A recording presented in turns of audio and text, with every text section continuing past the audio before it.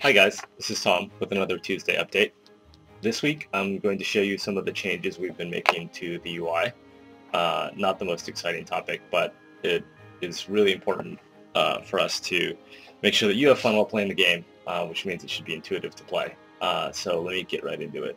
I will make a new game, and let me find a nice place to start. This looks cool. Got some cliffs there to maybe protect my town. One thing that we've sort of noticed as we've been sort of building the UI in an organic kind of way, just adding pieces here and there, is that we had UI in a lot of different places. We had UI in basically all four corners of the screen, which is kind of confusing and it makes it difficult to predict like where you go to do different things. So you can see what we've done is tried to move all interactive elements to the bottom and sort of bottom bar. And it's pretty slim. It's less than 100 pixels tall, so we want to get it out of the way, but also make it easy to find and less hunting around all over the screen for things. Here are play pause controls that we have.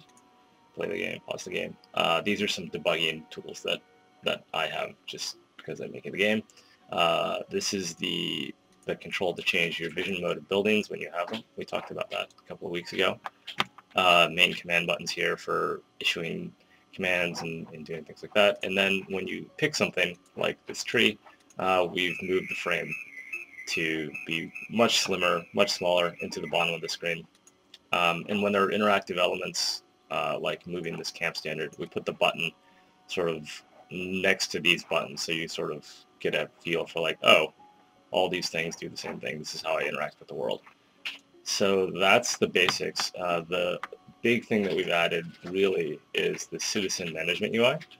So this is just a list of all my citizens, what their jobs are, and what they're doing. So if I go to harvest a bunch of trees, you'll see this thing update in real time. So bam, right away, I can find out these guys are harvesting different kinds of oak trees. And let's build a stockpile, so we'll have some place to put that wood. And then when people go idle, you see that right away.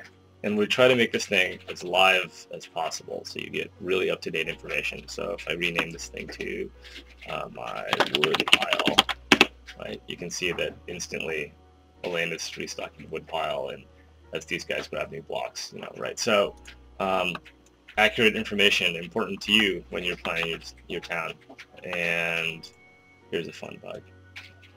We're not immune to regressions. We've got floating wood blocks. We'll get that fixed before Alpha 4. Good times. So we've made this thing small enough so that if you want to, you can leave it up and it's not too big of a hassle to play the game while it's up, so you can just sort of get a feel for what people are doing. And each member of the town has their own customized command bar. So this is how you'll be able to, from one place, issue all your different commands to citizens. Oh, people are hungry. We gotta fix that. Here's some berries. Let's get some berries. So I can go, even while that thing's up, say harvest these berries with the harvest key, which we've remapped. We're experimenting with hotkeys. What's the best setup for hotkeys? We're gonna try remapping these main buttons to 1, 2, 3, 4, 5, 6. So if you want to harvest, it's just one, drag a box, one, drag a box. Let's see how that goes. So the way that classes work in Stone Earth is each class is tied to a prerequisite talisman. So you can see this trapper's knife upgrades a citizen into a trapper. This carpenter saw upgrades a citizen into a carpenter. And the way you used to promote citizens was you'd find the talisman, and we tried to make it easy to find because they've got these sort of particle effects on them, and then you hit this button, and that would promote the citizen. The problem with that is that, as you can see, if I'm like kind of zoomed out, those things are hard to find, and when you have multiple stockpiles and things like that, it's going to be a pain. The solution doesn't really scale. So instead, we're adding global commands just to promote, which I guess you saw before if you were paying attention.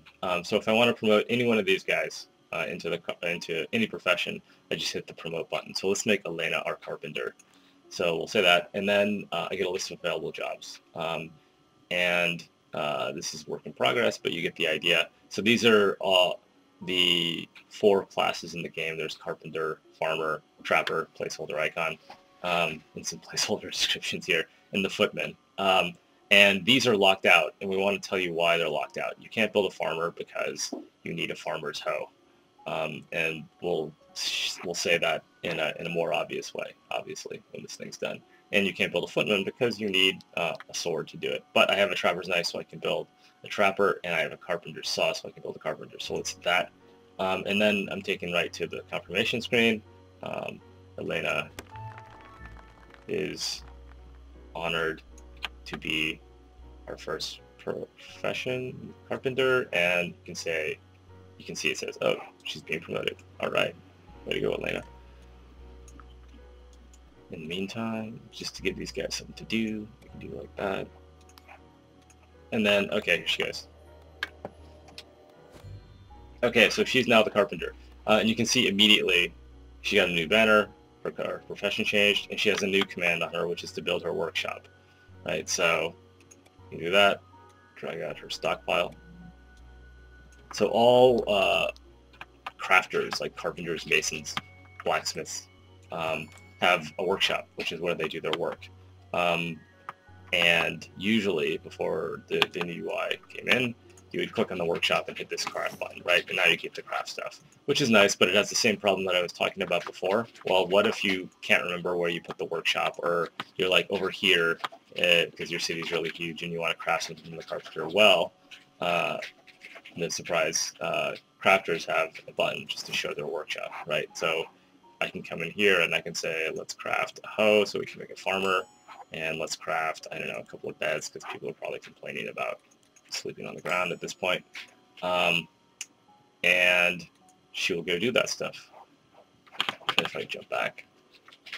One thing that we want to add is a button to like jump to that person, so you don't have to like constantly scroll around in your map. You can see that there she is. The text should update. We're not finished sort of weaving in all the text, but this should say like crafting a wooden hoe or something like that. Here's the hoe she crafted, which I could then use. Oh! What's this? Also, the blatant is stealing my wood. He's stealing my wood. Do you see that? He grabbed a wooden block and he's taken off with it. Yeah, so I didn't intend to show you that. Oh, there's another one. Mall Leather Mail is stealing wood as well. Okay, so this is the scenario system at work, where that's our first scenario that we have, which is basically thieves who will come and steal your stuff. And you're going to have to figure out how to stop that. It might involve building some defenses, like fences, walls. You probably want some kind of, like the footman would be able to take care of these guys in no time. But this is a UI update, so we'll just let it rock for now. They can have the wood. Right. So that's it. Those are the... one thing that I forgot to show is when you have a lot of citizens, sort of this view of everyone may not be useful all the time. So this crafters button, funny the tooltips say not yet implemented, but they're implemented now, so I can change the tooltips. Anyway, the crafters button will show you a filter view with just your crafters and just your sort of trained professionals. So like the farmer would go in here, even though the farmer isn't technically a crafter. So we take out the workers and any combat units and just give you the crafters. So if you had like a carpenter and a blacksmith or whatever, you'd be able to like quickly access all their workshops and do things like that, right? Okay, that is it for this week. The team continues to work hard to bring you the next alpha, which will be, it's hard to say, sometime in the month of June, we're hoping. As you can see, we've got some issues to clean up, but it's coming along, and I will see you next week. Look, there they are, the goblins. They've stolen my stuff. They've got their own campfire. He's coming back for more. All right. That's it for this week. Thanks for watching.